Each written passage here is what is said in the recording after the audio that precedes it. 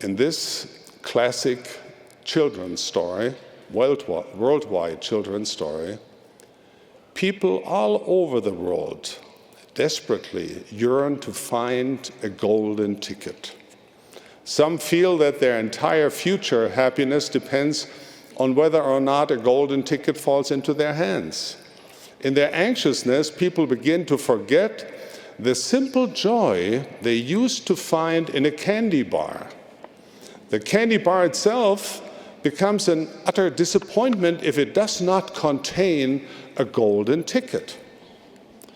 So many people today are waiting for their own golden ticket.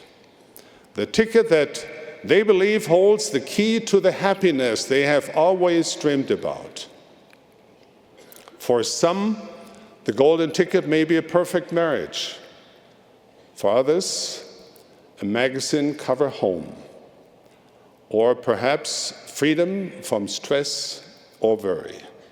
There's nothing wrong with righteous yearnings. We hope and seek after things that are virtuous, lovely, or of good report or praiseworthy.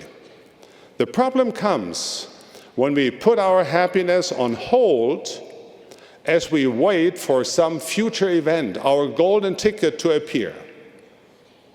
One woman wanted more than anything else to marry a righteous priesthood holder in the temple and be a mother and a wife. She had dreamed about this all her life, and oh, what a wonderful mother and loving wife she would be. Her home would be filled with loving kindness. Never a bitter word would be spoken. The food would never burn. And her children, instead of hanging out with their friends, would prefer to spend their evenings and weekends with mom and dad. This was her golden ticket. It was the one thing upon which she felt her whole existence depended. It was the one thing in all the world for which she most desperately yearned. But it never happened. And as the years went on, she became more and more withdrawn, bitter, and even angry. She could not understand why God would not grant her this righteous desire.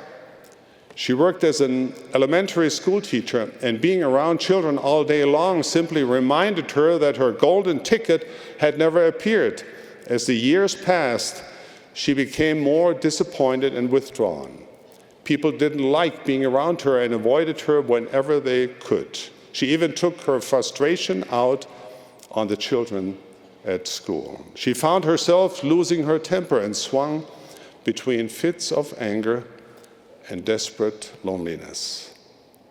The tragedy of this story is that this dear and wonderful woman, in all her disappointment about her golden ticket, failed to notice the blessing she did have. She did not have children in her home, but she was surrounded by them in her classroom. She was not blessed with a family, but the Lord had given her an opportunity few people have, the chance to influence for good the lives of hundreds of children and families as a teacher.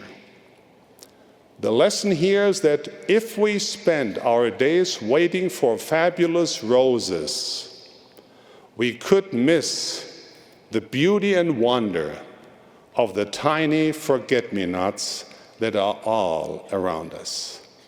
This is not to say that we should abandon hope or temper our goals. Never stop striving for the best that is within you. Never stop hoping for all of the righteous desires of your heart.